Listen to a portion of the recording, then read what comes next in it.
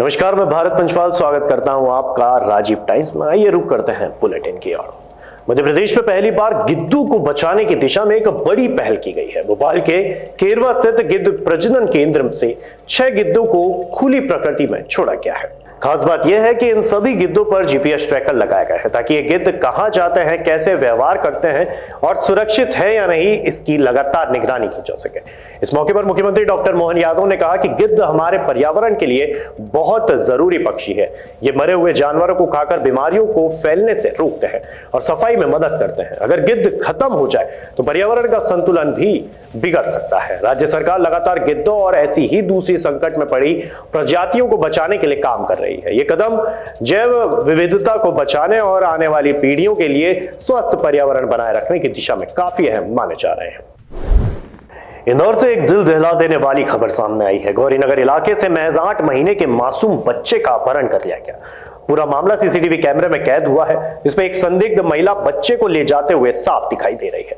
Police ने मामला दर्ज कर जांच शुरू कर दी है। इंदौर के गौरीनगर क्षेत्र में उस समय सनसनी फैल गई जब एक 8 महीने के बच्चे का अपहरण कर खबर आई।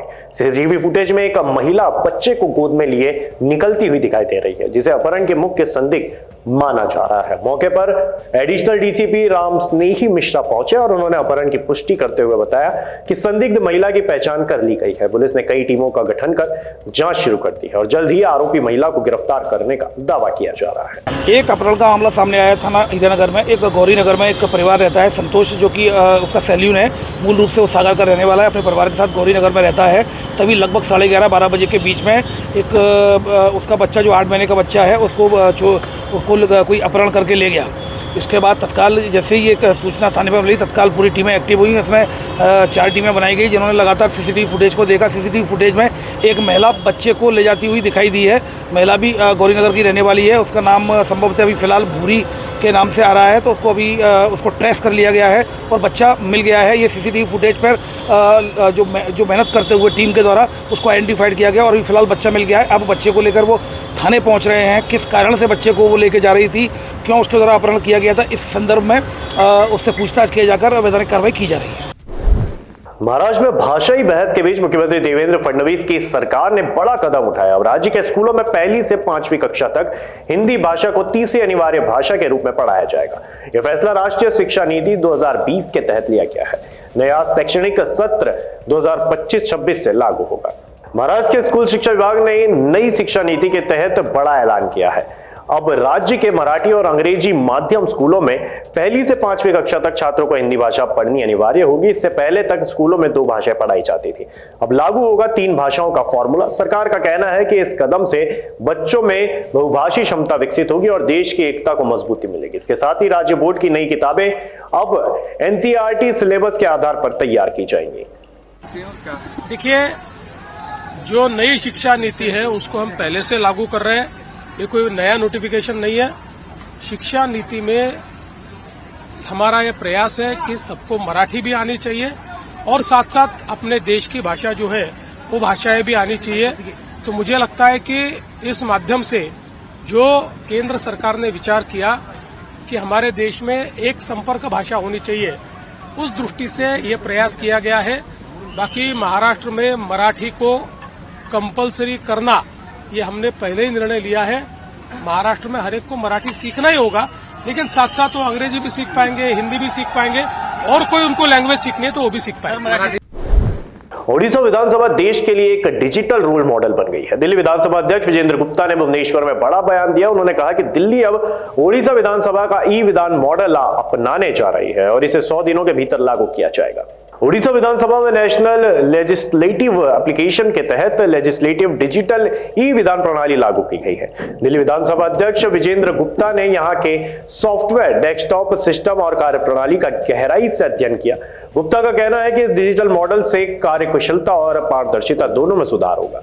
गुप्ता ने कहा, यह पहल डिजिटल इंडिया के सपने को और मजबूती देती है। नेशनल हेराल्ड मामले को लेकर देश की राजनीति में घमासान मचा हुआ है। जहां बुधवार को कांग्रेस ने ईडी के खिलाफ विरोध प्रदर्शन किया, वहीं गुरुवार को भारतीय जनता युवा मोर्चा ने कांग्रेस नेतृत्व के खिलाफ सड़कों पर मोर्चा खोल दिया। इंदौर के राजवाड़ा चौक पर युवा मोर्चा कार्यकर्ता ने सोनिया गांधी, राहुल गांधी का पुतला दहन किया और जमकर नारेबाजी की। भाजपा का आरोप है कि कांग्रेस अपने काले कारनामों से ध्यान भटकाने के लिए आंदोलन कर रही है, लेकिन कानून अपना काम करेगा और दोषियों को सजा मिलेगी। नेशनल हेराल्ड और एसोसिएटेड जर्नल्स लिमिटेड से जुड़े मनी लॉन्ड्रिंग केस में प्रवर्तन निदेशालय ने सोनिया गांधी, राहुल गांधी के खिलाफ चार्जशीट दायर की है। इसके विरोध में कांग्रेस ने बुधवार को देश भर में प्रदर्शन किया। इसी के जवाब में गुरुवार को भारतीय जनता युवा मोर्चा सड़कों पर उतरा। इंदौर के राजवाड़ा चौक पर भाजपा युवा मोर्चा कार्यकर्ताओं ने सोनिया गांधी, राहुल गांधी के खिलाफ नारेबाजी की और उनका पुतला फूंका। भाजपा युवा मोर्चा अध्यक्ष सौगात मिश्रा ने कहा, कांग्रेस हमेशा अपने भ्रष्टाचार को छुपाने की कोशिश करती है, लेकिन अब जनता सब जान चुके हैं। प्रवर्तन निदेशालय के एक्शन से डर कर ये लोग ड्रामा कर रहे हैं। कानून अपना काम करेगा और दोषियों को सजा भी मिलेगी। देखिए, जिस तरह से कांग्रेस नेता सोनिया गांधी और राहुल गांधी का युवा मोर्चा कार्यकर्ताओं ने इंदौर के राजवाड़ा स्थान पर जिस तरह से पुतला दहन किया है, आज कांग्रेस के नेताओं ने जिस तरह से पूरे देश को लूटने का काम किया है, इनके नेता सोनिया गांधी हो, चाहे राहुल गांधी हो, चाहे इनके दामाद रॉबर्ट वाड्रा हो, ऐसे अनेक लोगों पर हमारी सर्वोच्च संस्थान ईडी ने जिस तरह से चार्जशीट कर उनको बुलाया गया और उसको बुलाने पर जिस तरह से कांग्रेस के नेता और कार्यकर्ताओं ने अपने नेताओं को संरक्षण में उनको बचाने का प्रयास किया और ईडी संस्थान, जो कि हमारी देश की सर्वोच्च न्यायिक संस्थान है, उसकी जांच के साथ में उसकी जांच को प्रभावित करने का काम किया है, अपने नेताओं को बचाने का प्रयास किया और अधिकारियों को धमकाने का प्रयास किया है। उसको लेकर आज युवा मोर्चा के कार्यकर्ताओं ने पूरा देशव्यापी, प्रादेशिक व्यापी आंदोलन किया है। उसको लेकर सोनिया गांधी और राहुल गांधी ने जबरदस्त जिस तरह से पूरे देश को लूटने का काम किया है। आप देखिए, जब इनकी यूपीए की सरकार हुआ करती थी तो अल्फाबेटिकली ए से लेकर जेड तक के भ्रष्टाचार, ए से लेकर जेड तक के घोटाले विदित है, पूरा देश जानता है। और उसको लेकर भारतीय जनता पार्टी की सरकार में जब ईडी ने जांच करी, उनको बुलाया, उसको लेकर उनके नेताओं ने उस जांच को प्रभावित करने का प्रयास किया। तो आज इस तरह से हमारे युवा मोर्चा के कार्यकर्ताओं ने जबरदस्त आक्रोश है, पूरे देश में आक्रोश है, उसको लेकर प्रदर्शन किया है। ये ईडी एक सर्वोच्च संस्थान है, ये कोई एक वित्तीय घोटाला नहीं है, बल्कि देश का एक नैतिक पतन का उदाहरण भी है। बता दें कि बुधवार को कांग्रेस ने ईडी कार्यालय के बाहर प्रदर्शन करते हुए सोनिया गांधी, राहुल गांधी, सैम पित्रोदा और सुमन दुबे के खिलाफ दायर चार्जशीट को राजनीतिक साजिश बताया था। वहीं भाजपा का आरोप है कि कांग्रेस अपनी सत्ता के दौरान लगातार भ्रष्टाचार में लिप्त रही है और अब एनडीए सरकार उन सारे मामलों को उजागर कर रही है। नेशनल हेराल्ड मामले में अब सियासत तेज हो गई है। भोपाल में भारतीय जनता युवा मोर्चा ने कांग्रेस नेता राहुल गांधी के खिलाफ जोरदार प्रदर्शन किया। कार्यकर्ताओं ने उनके खिलाफ नारेबाजी की और उनका पुतला दहन किया।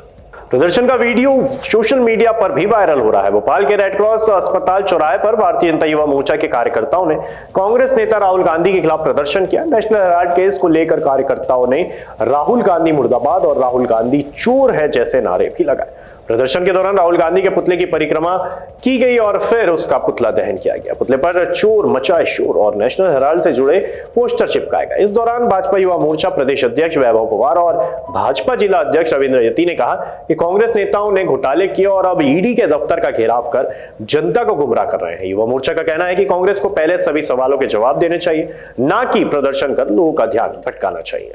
आज भारतीय जनता पार्टी युवा मोर्चा ने पुतला दहन किया राहुल गांधी का। इस तरह से राहुल गांधी, सोनिया गांधी नेशनल हेराल्ड में फंसे हैं और अपने चोर मचाया शोर की नीति को अपनाते हुए खुद ही चोर है, दूसरों को चोर कह रहे हैं, ईडी पे उंगली उठा रहे हैं। मैं कहना चाहता हूँ, राहुल गांधी, सोनिया गांधी इतने ही ईमानदार हैं तो लोकसभा से अपना इस्तीफा दें और जांच होने तक वो चुनाव ना लड़े, ये तय करें तो झूठ का झूठ, सच का सच सामने आएगा। जल्दी ही इसका परिणाम आने वाला है। मुझे लगता है कि परिणाम आने के बाद ये निश्चित तौर पर दोनों माँ बेटे जेल जाएंगे। इसीलिए आज युवा मोर्चा ने कहा है कि आप दूसरों को चोर ना बोल के खुद चोर हो, इसकी ईडी पे आप आरोप लगा रहे हो, अगर सच है तो परिणाम जल्दी ही सामने आएगा। और आज इस युवा मोर्चा ने जबरदस्त प्रतिक्रिया व्यक्त करते हुए पूरे मध्य प्रदेश, भोपाल सहित पुतला दहन किया राहुल गांधी का, जिससे भारी संख्या में युवा मोर्चा कार्यकर्ता उपस्थित रहे। माननीय प्रधानमंत्री जी उपस्थित रहे और कार्यक्रम सफल हुए। और फिलहाल के लिए बुलेटिन में इतना ही। तमाम जानकारी के लिए देखते रहिए राजीव टाइम्स।